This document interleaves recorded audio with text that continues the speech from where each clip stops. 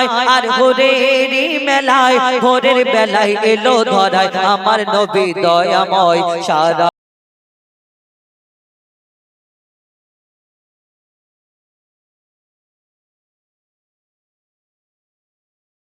চাঁদ আমার প্রিয় মোহাম্মদ দুধের চাঁদ আমার প্রিয় মোহাম্মদ হায় তার কি সুরত যেন আবে হায়াত দো নয়নে ছলকায় বা আমিনা সেই নয়নে চুমা খায়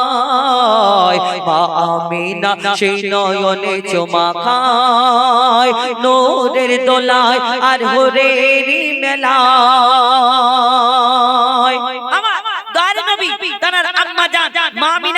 আল্লাহ কি সম্মান কি মর্যাদা ইজ্জত দিয়েছেন দুনিয়াতে তো কোটি কোটি মা জননী এসেছে কিন্তু আমার দয়ার নবী মায়ের নবী তার আম্মা জান মা আমিনাকে আল্লাহ কি সম্মান দিলেন কবি ছন্দের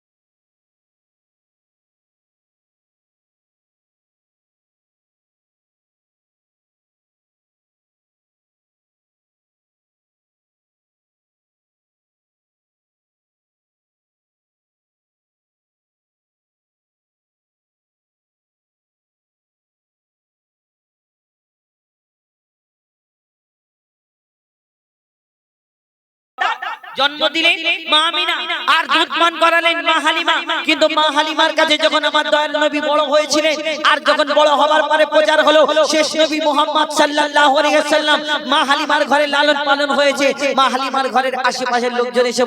বলো মা হালিমা তোমাকে যখন ছোটবেলায় তোমার কাছে মুহাম্মদ খেলা করত কেমন ছিল কি করত একবার একটু বলো মুহাম্মাদের কথা যখন এই কথা বলে সেই মা হালিমা আমার দয়াল নবীর সম্পর্কে কি উত্তর দেয় কবি ছন্দের মাধ্যমে আর কি লিখছে দেখো মা হালিমা হাই কি তোমার কিসমত তোমার বুকে দুধ পিয়েছে মুহাম্মদ মাগো তোমার বুকে দুধ পিয়েছে মুহাম্মদ কেমন ছিল বলো শিশু নবী করিম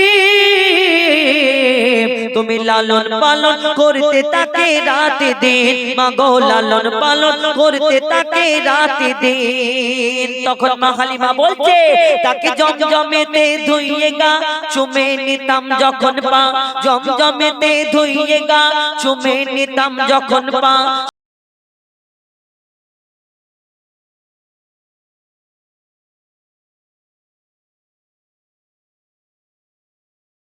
আর মেশকো আতর মাখা যেন সারা বদনময় সারা জগৎ ঝুঁকে যায় সারা জগৎ ঝুঁকে যায় সব শেষ কবি নিজের মাকে উদ্দেশ্য করে বলছে এই দুনিয়ায় অনেক সন্তান আছে যারা মা একটু বয়স হয়ে গেলে অনেক সময় আমরা বউর কথা শুনে সেই মাকে অনেক কিছু উল্টো পাল্টা বলে থাকি সোশ্যাল মিডিয়াতে দেখা যায় কোন সন্তান মায়ের গায়ে হাত তুলছে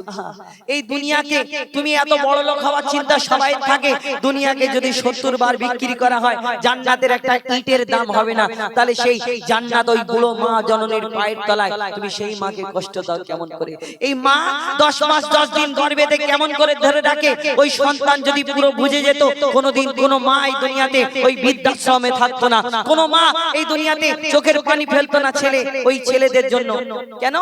এই পেটের ভিতরে একটা বাচ্চা থাকে পানির মধ্যে ভেসে ওই মা ভালো করে ঘুমায় না মা ভালো করে খায় না আমার বাচ্চাটার যদি কিছু হয়ে যায় মা যদি তোমার মতো ভাবতো যে যা হয় হোক তাহলে আমরা হয়তো দুনিয়ায় এত বড় ভালো হয়ে মানুষ হতে পারতাম না সেই মাকে তুমি কষ্ট দাও আঘাত দাও সেই মায়ের মনেতে দুঃখ দাও কেমন করে দাও এই দুনিয়াতে মা জননী কত সন্তান দেখবে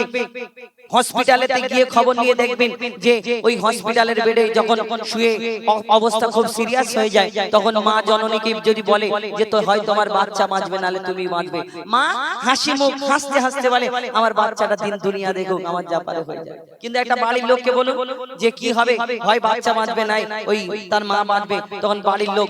এই কথা বলে যে বাচ্চাটা যা হয় হোক, ওই মা যদি বেঁচে থাকে আল্লাহ চাইলে পরে আবার বাচ্চা কাচ্চা হতে পারে। কিন্তু মা জননী হাসতে হাসতে বলে আমার সন্তানটা দুনিয়ার মুখ দেখুক। সেই মা জননীকে তুমি কষ্ট দাও এই দুনিয়াতে, এটা কেমন করে হয়? সেই মা জননী তোমার জন্য কাঁদে, কাল কিয়ামতের ময়দানে যখন হাজির হবে আমার দয়ার নবী সেখানে সামনে দাঁড়িয়ে থাকবে। যদি তোমার মা সেখানে শিকায়ত করে আমার সন্তান এই করেছে, কি জবাব দেবে সেখানে? আমরা দুনিয়াতে মা জননীকে কষ্ট দিই, একটা ছোট বড় কথা বললে আমাদের এখানে লেগে যায়। ছোটবেলায় তুমি মা জননীকে কত কষ্ট দিয়েছো, সেই কথা কোনোদিন ভাবো না। শুধু মা একটা কথা বলে তোমাদের মনে লেগে যায়। শেষ কথায় কবির মনের ফারিয়াদ আরো কি লিখছে দেখো, 7.5 চিল্লা, কতদিন এক চিল্লায় কতদিন হয় জানেন? 7.5 চিল্লা ছিলাম মাগো গর্ভে তোমার, চোখ মুখ নাক কান বন্ধ ছিল আমার।